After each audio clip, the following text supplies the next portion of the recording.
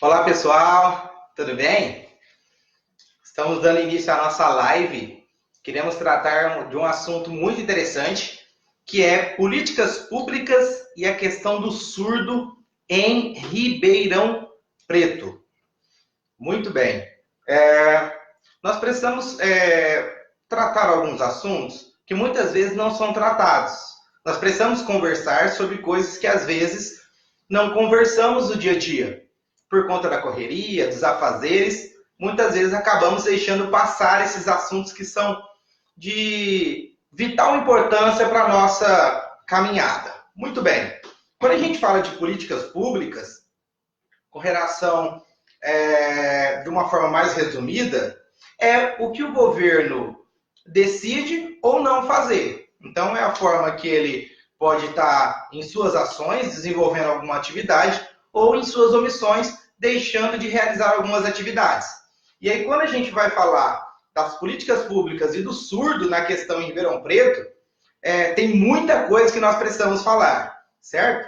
Eu percebo que o pessoal está entrando aí, está chegando. Se vocês tiverem alguma dúvida com relação a esse tema, você pode ir falando que a gente vai procurar estar desenvolvendo essa temática aí, ok? Uma coisa que eu quero saber é se o áudio está bom. Vocês estão conseguindo ouvir bem ou não? Deixa eu ver aqui. Vocês estão conseguindo ouvir bem ou não? Né? Então, muito bem, vamos seguir em frente. Caso vocês não estejam ouvindo, vocês dão um feedback aí que a gente vai estar conversando e melhorando um pouco a questão do áudio. Mas, enfim, vamos tratar sobre políticas públicas e a questão do surdo em Ribeirão Preto. Quando a gente fala de políticas públicas, como a gente antecipou, é o que o governo faz ou deixa de fazer. E se tratando de políticas públicas, isso acaba interferindo no cidadão, direta ou indiretamente. E aí, quando nós vamos pensar na questão do surdo, nós precisamos fazer um panorama, né, um pouco histórico. Os surdos, eles começaram a ter como um reconhecimento linguístico no ano de 2002, que foi o reconhecimento da língua de sinais, da Libras, como um meio legal de comunicação. Então, a partir dessa lei, eles começaram a ter muito mais visibilidade e aceitação como sujeito surdo e que tem uma forma linguística de estar se comunicando. Muito bem. Quando nós olhamos isso, tivemos algumas conquistas, né? O povo surdo, a comunidade surda, teve algumas conquistas. E além da lei 10.436, que foi de 2002, teve o decreto 5626, que veio para estar fortalecendo tudo aquilo que estava embasado naquela lei. E aí, no decreto 5626, começa a tratar de algumas vertentes muito mais profundas com relação à educação dos surdos. Depois de algum tempo, nós começamos a perceber que os surdos não tiveram tanta visibilidade no sentido protagonista, né, da sua história. Mas, de algumas décadas para cá, os surdos eles começaram a ter o seu protagonismo. Os surdos começaram a ter visibilidade, os surdos começaram a ir na luta, a mudança, né, no sentido político, a movimentação que os surdos começaram a fazer, começou a mostrar que eles são cidadãos, que eles votam, que eles têm direito, assim como qualquer pessoa. E isso começou a mostrar que cada pessoa tem a sua forma de comunicar. E o surdo, a forma que ele se comunica é através da Libras, Língua Brasileira de Sinais. Quando nós falamos de Libras, muitas pessoas, ou recentemente, as pessoas começam a lembrar da primeira-dama, né? Que foi um marco histórico, tanto para a comunidade surda, como para a população em geral, né? Foi a primeira vez que uma primeira-dama, ela discursou em Libras. E isso, para muitas pessoas, acabou sendo algo fantástico. Então, a procura para conhecer um pouco mais dos surdos, muitas pessoas acham que foi por conta da primeira-dama, mas, na verdade, não. Algumas pessoas acham que foi por conta do tema que foi no Enem, né? Que foi o tema sobre a educação dos surdos também, alguns anos atrás, mas também não. A comunidade surda vem lutando anos e anos e vencendo desafios para estar melhorando a educação dos surdos, o atendimento, enfim. Quando nós chegamos aqui em Ribeirão Preto, para entender essa estrutura, Em 2010, o IBGE ele fez um censo, né? E aí ele fez uma pesquisa, e nessa pesquisa, aproximadamente, foi constatado que existe 10 mil surdos na cidade de Ribeirão Preto. Então, esse é um número aproximado, para mais ou para menos. E aí, dentro desse número, existe surdos, existe deficientes auditivos, existe surdos cegos, enfim, variedade de deficiências além da surdez. Então, esse dado, né, de 10 mil surdos aproximadamente, é um dado considerável. E aí, para nós falarmos de políticas públicas e a questão do surdo em Ribeirão Preto, são questões que nós precisamos ter um cuidado para estar refletindo. Muitas pessoas acham que a língua de sinais ela é algo restrito somente à sala de aula, ou algo restrito somente à escola. E aí eu pergunto para vocês que estão assistindo, você já imaginou um surdo indo para um hospital, prestar um atendimento, ou num SUS da vida, e aí quando ele chega, ele já encontra uma dificuldade. Na maioria das vezes a senha ela é chamada e o surdo não consegue ouvir. E ele não conseguindo ouvir, ele já tem uma certa dificuldade.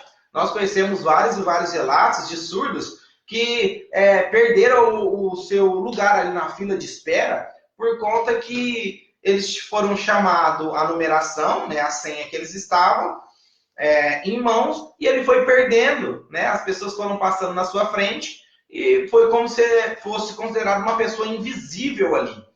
Essa é uma dificuldade. Agora continue pensando comigo, se um surdo ele entra dentro da sala do médico, e aí, para ele explicar todos os seus sintomas, aquilo que ele está tendo dificuldade no sentido de saúde, ele não consegue se expressar. Por quê? Porque o médico que está ali ele não sabe língua de sinais. Então, isso não significa que o surdo não sabe se comunicar.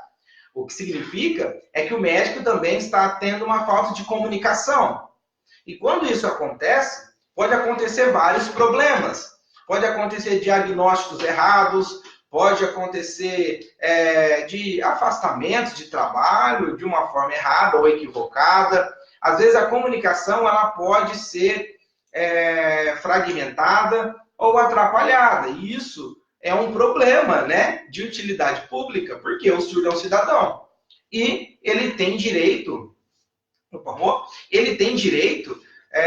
de ter acesso igual com qualquer outra pessoa em qualquer lugar.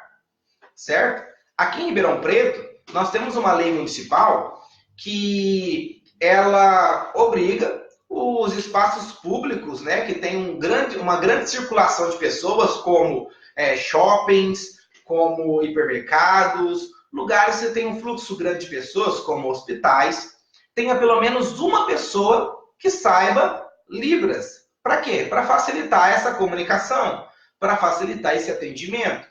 Só que o problema é que, se nós formos ver na nossa cidade, a nossa situação, e nesses locais que tem um grande fluxo de pessoa, muito difícil de encontrar alguém que saiba a língua de sinais. Mas isso não é porque não se oferece o curso. É porque um dos problemas que nós pensamos é que a forma de estar divulgando isso, a questão da comunidade surda, o sujeito surdo, de uma forma íntegra, não está sendo de uma forma efetiva. A Associação de Surdos aqui em Ribeirão Preto, ela existe há 47 anos.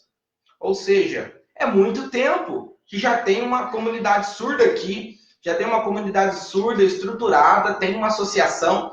Há mais de 47 anos eles vêm lutando incansavelmente para ocupar o seu espaço e para ter uma visibilidade, e muitas vezes acaba sendo menosprezado ou esquecido. E é isso que nós precisamos chamar a nossa atenção. É isso que nós precisamos estar pensando de uma forma consciente. Como que o trabalho, no sentido, tanto no executivo como no legislativo, como eles estão trabalhando com esse olhar mais atento para a comunidade surda. É uma comunidade que precisa de respeito, precisa de atenção, principalmente de comunicação. E essa comunicação muitas vezes não é efetiva. Por exemplo, nós tivemos uma dificuldade muito grande na Câmara Municipal de Ribeirão Preto, porque essa lei municipal ela foi aprovada no ano de 2015. mas só no ano de 2018 é que foi colocado o intérprete de Libras nas sessões que são passadas aqui na Câmara. Então, foi uma lei, foi aprovada na Câmara Municipal, falando que era obrigado ter língua de sinais dentro dos espaços públicos, e a Câmara Municipal não tinha um intérprete de Libras, ou alguém para facilitar essa comunicação. Então, vocês percebem que, às vezes, muitas vezes, acaba sendo incoerente aquilo que está sendo falado. Então, é por isso que nós, de Ribeirão Preto, precisamos ter um olhar mais atento para o surdo. Por quê? O surdo, ele trabalha, ele paga imposto, o surdo, ele interage, ele faz as suas atividades como qualquer outra pessoa, e aí, na hora de exigir a questão do voto, é exigido. Só que, muitas vezes, essas políticas públicas não estão alcançando o surdo de uma maneira efetiva. E aí, eu pergunto para vocês que estão assistindo, o que vocês acham que poderia estar melhorando para a comunidade surda em Ribeirão Preto? O que vocês acham aí? Quem está assistindo, para nos ajudar. Enquanto isso, eu vou tomar um pouquinho de água. O que vocês acham? Vamos ver o pessoal que está vendo. Pega uma água aqui, para nós. Muito bem. O pessoal está falando que o áudio está bom. Né? Espera aí. Muito bem. O pessoal está entrando. Eu acho que eu estou... Oi? Pega aqui de Não, eu vou deixar para tomar água depois. O que vocês acham que poderia estar melhorando nessa interação do surdo na sociedade, essa comunicação, políticas públicas, de uma maneira mais efetiva? Qual que é a opinião de vocês com relação a isso?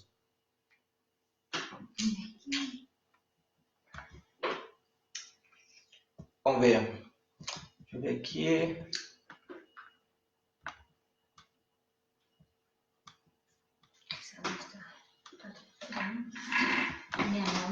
Muito bem. Enquanto vocês estão pensando aí em algumas questões, e às vezes é um pouco difícil a gente pensar, porque são coisas que a gente não pensa no nosso dia a dia, não pensa nos nossos afazeres. Muitas vezes a gente fica na correria e acaba esquecendo de refletir algumas coisas que nós precisamos refletir, que é a questão do surdo, é a questão da educação dos surdos, que essas políticas públicas possam estar acontecendo de uma forma mais efetiva. Quando a gente fala em a questão do surdo, para ele ser assistido de uma forma efetiva, se você tem um filho que ele é surdo, ele precisa de intérprete, né? Se ele não sabe língua de sinais, ele precisa de um professor surdo, um sujeito surdo, para fazer essa aproximação no sentido linguístico com ele. Mas o importante é que a escola, tanto a prefeitura ou o estado, ela não pode privar o teu filho de ter acesso aos conteúdos curriculares através da língua de sinais, de uma maneira bilíngue, né? Por quê? Porque os surdos, eles têm como primeira língua a língua de sinais. E a segunda língua do surdo é o português escrito. Então, isso se forma uma educação bilíngue. Então, todo surdo tem direito a essa educação bilíngue. E isso é amparado por lei. A Lei 10.436, o Decreto 5626, também a Lei Brasileira de Inclusão, que foi aprovada em 2015, que é a Lei 13.146, que dá o acesso para o surdo a qualquer ambiente de uma forma igualitária. E quando a gente fala em bilíngue, aqui em Ribeirão Preto, a Associação de Surdos, que já está aqui há mais de 47 anos, ela teve uma conquista significante que foi a doação de um terreno, né? A prefeitura doou um terreno para a Associação de Surdos para construir uma escola bilíngue. Olha que fantástico, né? E aparentemente o governo está se mobilizando, o executivo está se agilizando para ajudar os surdos, só que isso já faz muito tempo. E o problema é que não teve um amparo ou uma preocupação para que isso viesse a acontecer, a construção dessa escola bilíngue para os surdos. Todos nós a maioria das pessoas, todos nós, porque a gente costuma trabalhar bastante nessa área, mas a maioria das pessoas já tem uma certa noção que, para os surdos, o importante é que eles têm uma educação bilíngue, com a língua de sinais sendo respeitado como a sua primeira língua. E isso é questão de linguística. O surdo ele precisa ser aceito, é essa forma de comunicação que ele usa. Então, nós precisamos estar respeitando isso. E aí a associação já tem um terreno que é para ser construído isso há muitos anos, e aí as coisas não andam, as coisas não caminham. Então a gente percebe que um problema vai chamando o outro. Por mais que algumas coisas tenham melhorado, algumas coisas tenham se tornado mais acessíveis aos surdos, mas tem outras coisas que estão sendo emperradas ou dificultadas, certo? O Alisson falou assim que ele não é de Ribeirão Preto, mas a questão da lei de cotas em grandes empresas poderia ser mais específica para os surdos, pois acabam priorizando outras deficiências no momento da contratação. Então, Alisson, isso aí é um ponto interessante quando a gente vai falar de contratação, porque toda empresa tem o seu limite de cota, né? Tem a sua cota estabelecida para a contratação de deficientes. Muitas vezes os surdos são contratados, e eu acho que um problema, eu acho que é até maior, Alisson, é que os surdos, eles sempre, ou na maioria, grande esmagadora maioria das vezes, são encaminhados para a produção, para a linha de produção.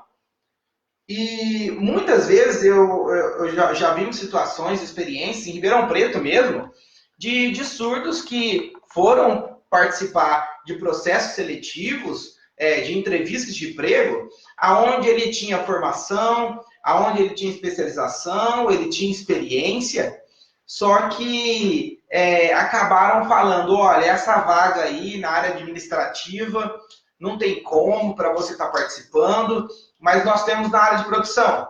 Então, muitas vezes acham que o surdo ele não tem capacidade de estar exercendo outras funções dentro da empresa, a ponto de dizer que o surdo talvez não vai conseguir se comunicar, o surdo não vai conseguir interagir, mas muitas vezes os surdos falam assim, olha, mas eu posso escrever no papel, você pode falar mais calmo que eu vou tentar fazer leitura labial, você pode trocar e-mails ou mensagem, WhatsApp, enfim, a forma de comunicação tem se expandido de uma maneira que não tem como a gente barrar isso.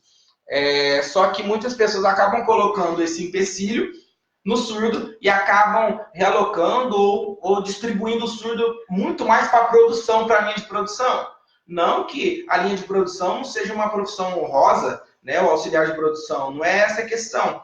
A questão é que, muitas vezes, as empresas acabam colocando o surdo mais na linha de produção, apenas mais para cumprir a cota, e não distribui, né, talvez de uma maneira um pouco mais igualitária, esses surdos na empresa. Então, às vezes, fica só alocado no local, e isso é um problema, viu, Alisson? E não é um problema só de Ribeirão Preto, não. Quando a gente vai falar nessa questão de empresas, cotas, não é um problema só de Ribeirão Preto. Isso é algo que a gente poderia falar em uma outra live, né? Porque tem vários detalhes quando a gente vai falar essa questão de contratação, de processo seletivo, porque muitas vezes as empresas elas contratam surdo, só que ele não tem comunicação dentro da empresa. Então, acabam contratando por conta da lei de cota, mas dentro da empresa ele não tem comunicação, ele não tem interação, e querendo ou não, isso acaba sendo totalmente desmotivador. Então, vocês pensam, tentando ter esse sentimento de empatia, se colocando no lugar do surdo. Como que deveria ser esse processo? É por isso que a gente, quando a gente fala no sentido de políticas públicas, ela vai numa vertente tanto público como privado. E o surdo acaba sofrendo muito nesse sentido. Então, a ideia é que venhamos estar refletindo bastante com os surdos sobre isso, né? Sobre a pessoa surda, a comunidade surda, como eles têm galgado o seu lugar na sociedade hoje em dia. Muito bem, o William Serrano ele perguntou como que o surdo faz para pedir alguma coisa no restaurante. William, essa pergunta é bem recorrente, né? Muitas pessoas falam, como o surdo se comunica? Principalmente, por exemplo, quando ele vai no restaurante e ele vai para comer, o garçom chega com o cardápio. Então, ele só aponta ali, Então não tem problema nenhum, né? Então tem surdos que são oralizados, que também eles falam, olha, eu quero isso, isso e isso. Mas quando ali, na maioria dos restaurantes tem um cardápio, eles acabam apontando, e aí a comunicação é feita de uma maneira bem fácil. É que às vezes nós que estamos de fora temos um olhar que parece muito mais complicado, né, do surdo se comunicar, mas na verdade não é tanto. O que falta, eu acho, William, é o sentimento de empatia com o outro, né? É a questão da paciência.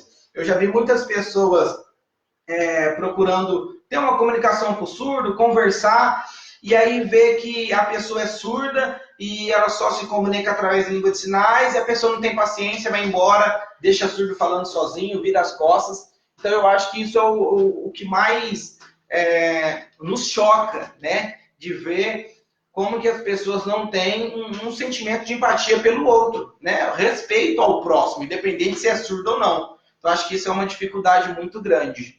Cida mandou uma mensagem pra gente. Muito obrigado, viu, Cida? Tá muito saudade.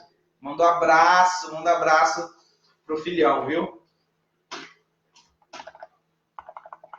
Muito bem. Pessoal, a gente falou bastante já deu 20 minutos a gente falando, né? Eu pensei que a gente ia falar um pouquinho, bem pouquinho, mas a conversa foi se estendendo e eu achei legal esse bate-papo. Então, caso vocês queiram que eu possa estar fazendo outras lives nesse sentido, ou com outros temas também, você fala para a gente que a gente vai procurar fazer isso, para a gente ter uma proximidade e que venhamos estar refletindo de como que é o trabalho nessa área inclusiva, nessa perspectiva inclusiva em Ribeirão Preto. Como isso tem avançado ou como algumas coisas têm dado alguns passos para trás. Então, eu acho que, às vezes, esse momento aí de uma live, essa interação, é um momento de a gente refletir coisas que, às vezes, a gente não reflete no dia a dia. Então, se você tem um conhecido que é surdo, ou se você tem interesse em comunidade surda, aqui em Ribeirão Preto tem a Associação de Surdos, né? Como eu disse, faz 47 anos que temos a Associação de Surdos aqui em Ribeirão Preto, e é importante você procurar saber, entender como que isso funciona, como que é a língua de sinais, aonde tem curso, aonde você pode estar se comunicando com os surdos, quais são os pontos de encontro, como que é a identidade surda, como que funciona a cultura surda, as adaptações que eles fazem no dia a dia.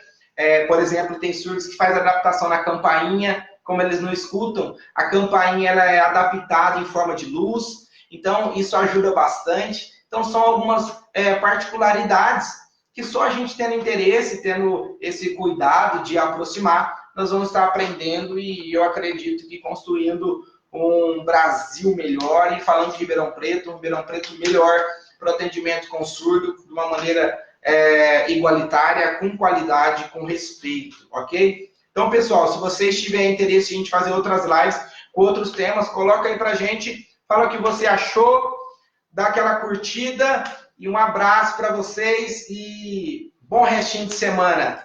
Abraço, tchau, tchau.